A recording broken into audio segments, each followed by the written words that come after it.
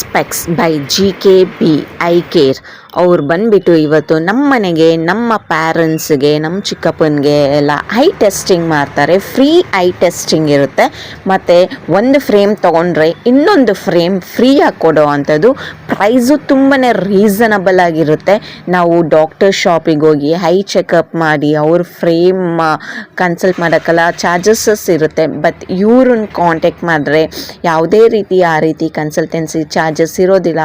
ಮತ್ತು senior citizens ಆಗಿರ್ಬೋದು, ಮಕ್ಳುಗಳಾಗ್ಬೋದು, time ಇರೋದಿಲ್ಲ ನಮಗೆ ಆಚೆ ಕಡೆ ಹೋಗಿ ಶಾಪಲ್ಲಿ ಕುತ್ಕೊಂಡು ಲೈನಲ್ಲಿ ಕುತ್ಕೊಂಡು ತೊಗೊಳ್ಳಿಕ್ಕೆ.